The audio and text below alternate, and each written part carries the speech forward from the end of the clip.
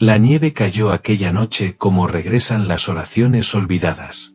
Suave al principio, luego implacable, hasta que la tierra misma pareció inclinarse bajo su peso.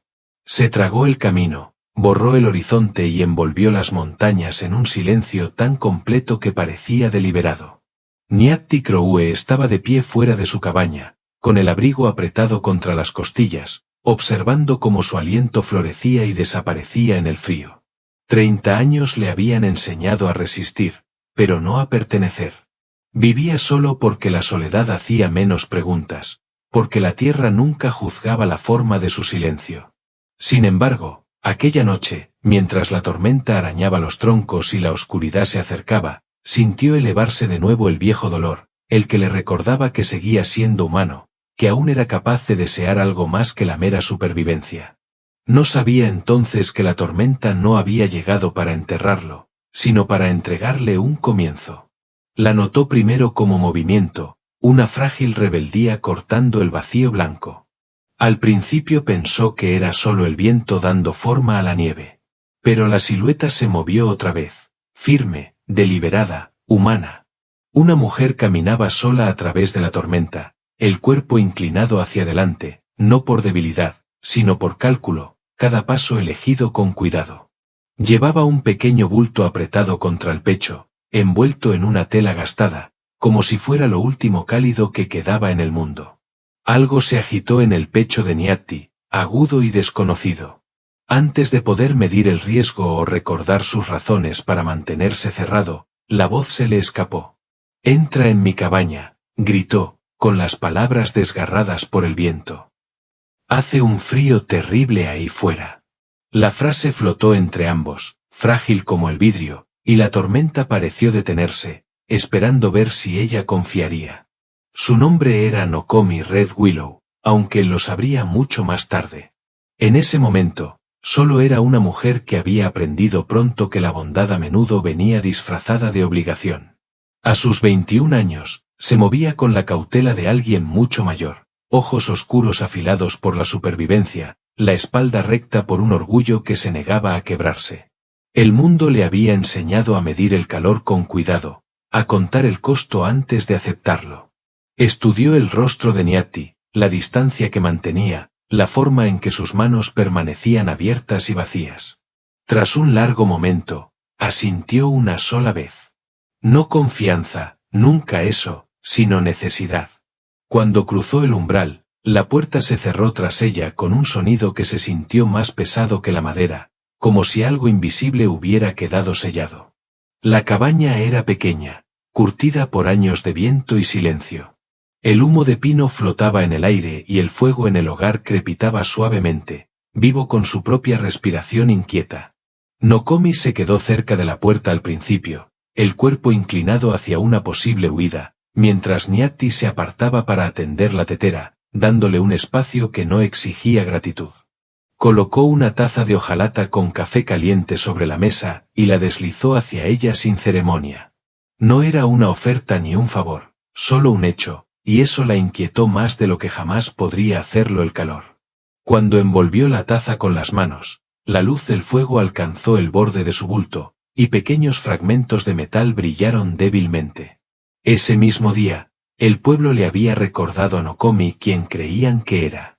Había estado cerca del salón, colocando sus joyas sobre una caja de madera, collares y pulseras hechos de engranajes rotos de relojes, resortes doblados, fragmentos descartados de movimiento que otros habían tirado.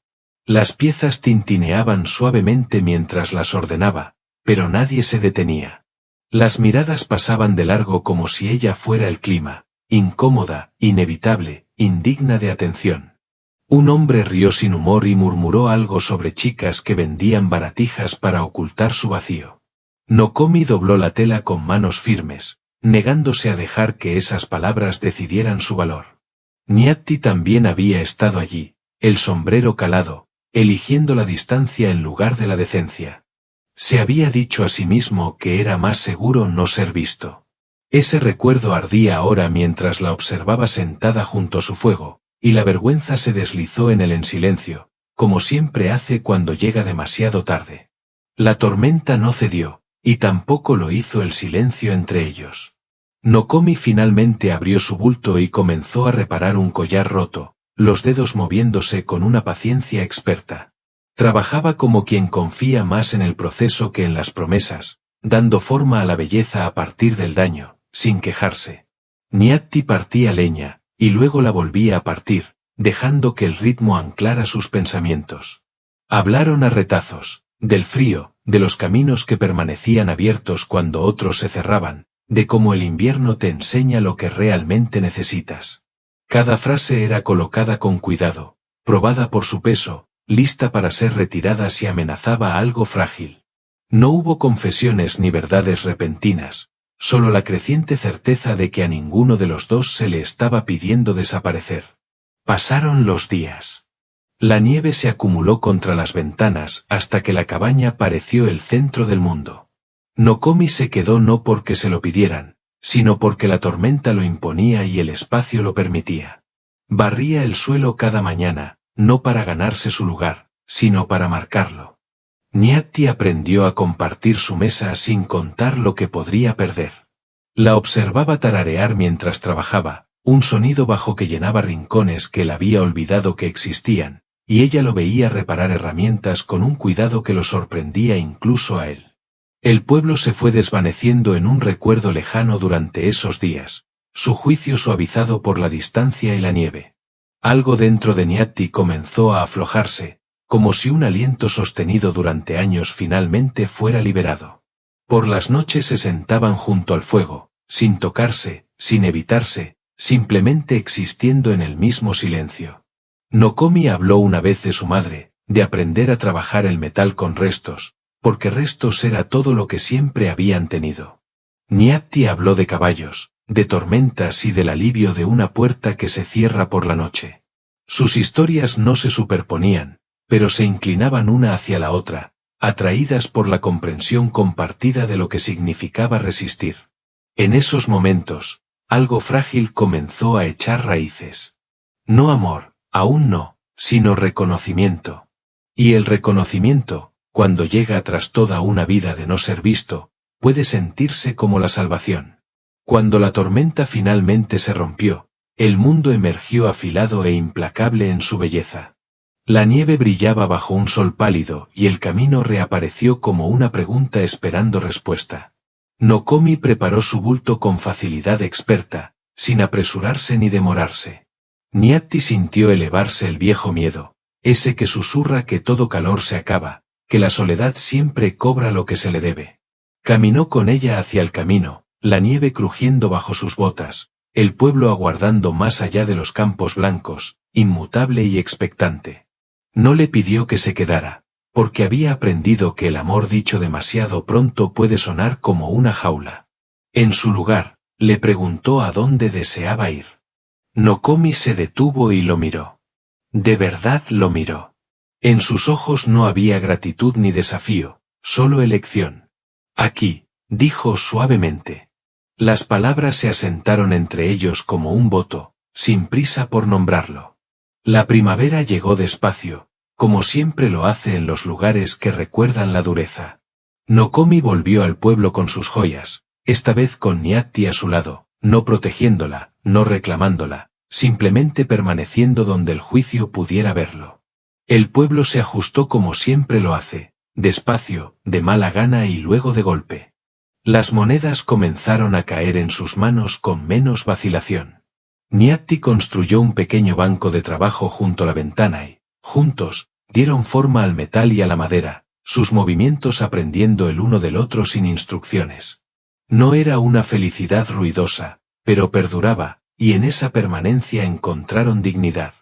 Se casaron a comienzos del verano, en silencio, sin espectáculo. Una ceremonia sencilla junto al arroyo, con la tierra como testigo.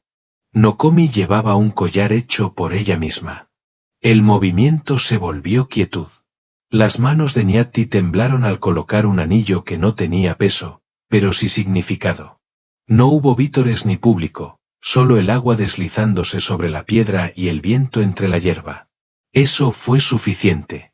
El matrimonio no cambió quiénes eran, pero nombró lo que habían elegido. Cada día después se convirtió en un acto de volver a elegir. Años más tarde, cuando pienso en aquel invierno, no recuerdo la tormenta, sino la puerta, cómo se abrió y cómo permaneció abierta.